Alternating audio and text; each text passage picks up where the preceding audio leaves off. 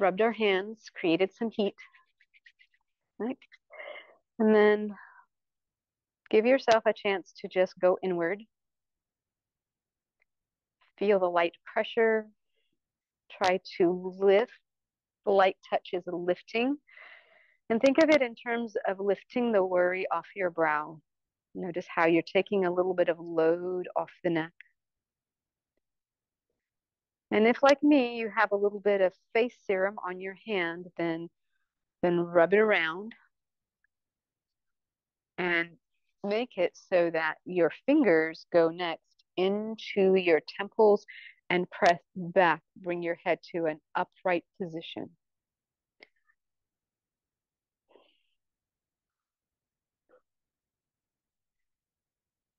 And then, if you will, keep one hand at the forehead and press back.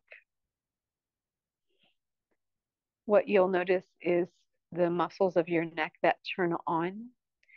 And while we can appreciate that the arm muscles are pressing back and these neck muscles are pressing forward, you should feel the back of the neck muscles, the steadiness that they provide, they turned on.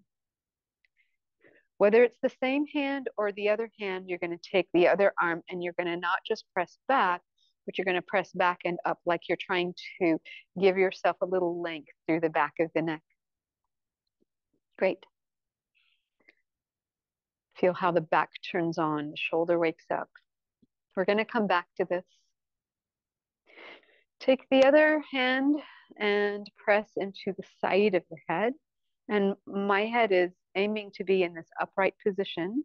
So I want to strengthen the muscles on the side of the neck and wake up the shoulders a little bit. But I'm trying to be in a position of good posture. Yeah. And then the other side.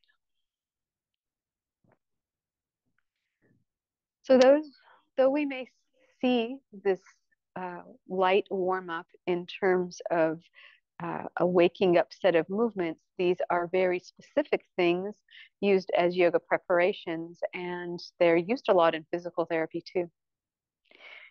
Your fingers now are going to tug at the lobes of your ears, and you're going to work your way up and press away and out and up, away and out and up, massage along the way.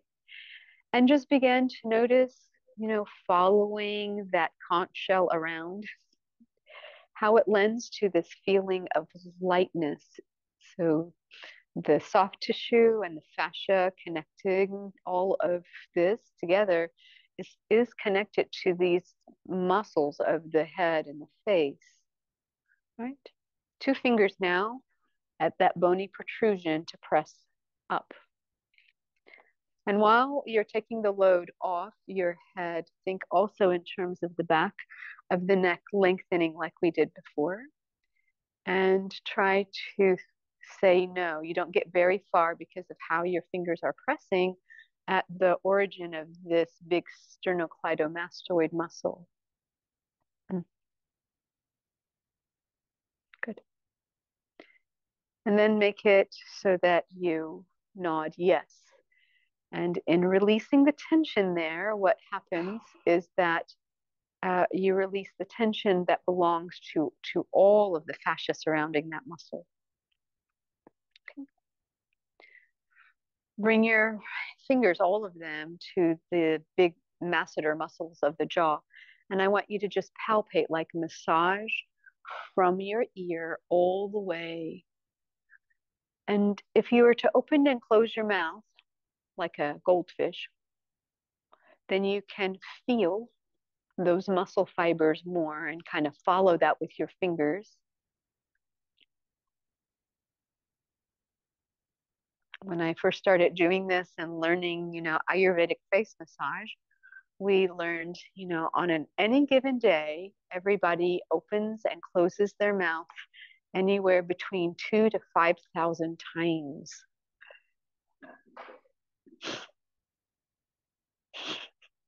I run my mouth a lot, so I do that a lot. Okay. So now, if you will, index, finger, thumb, you're going to hold. Mm-hmm.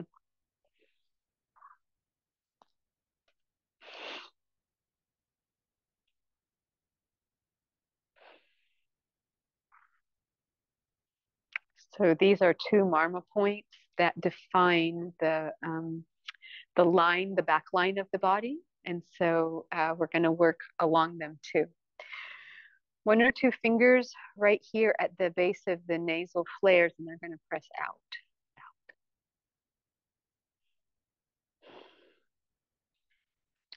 And then if you follow that up just a little bit, right where the bone of the nose meets the cartilage of the nose, and just kind of press out.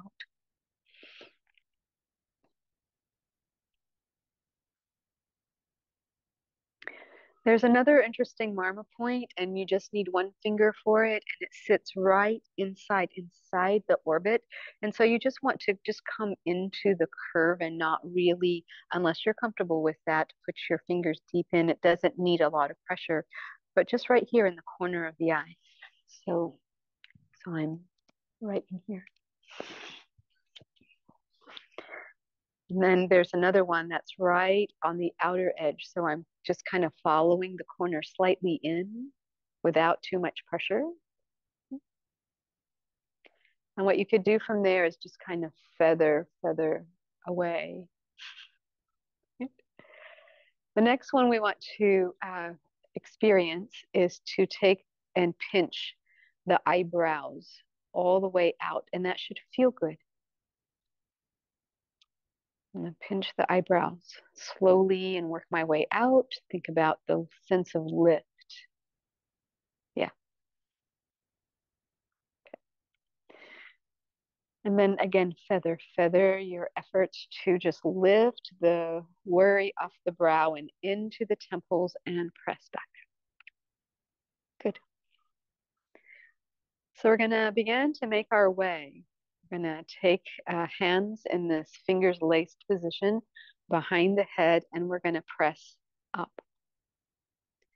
And so before we had one hand and we're pressing forward, so we still have a little bit of that. But while we have this lift, we're going to also take on a side bend. So now I'm going to join you back in my chair. From this side bend, add a little bit of rotation, turn and look down. Think about your sitting bones staying even, how the side body gave you this mobility. Come unwinding, and then come upright and notice the side bend.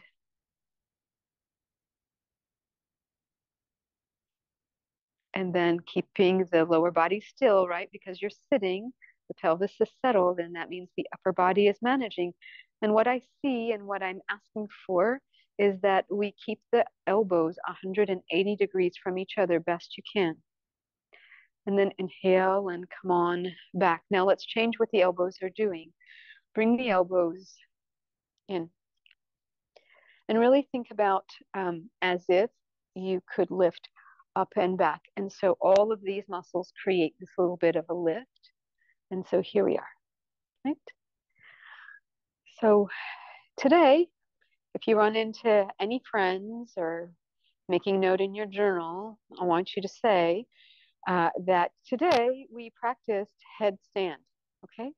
So this is the position of your arms in a headstand. This becomes the surface that your 90% of your weight sits into. So maybe there's 10% on your head, and you take the load off your neck, and that becomes the basis of your headstand. We're going to come back in cow face pose and use that again.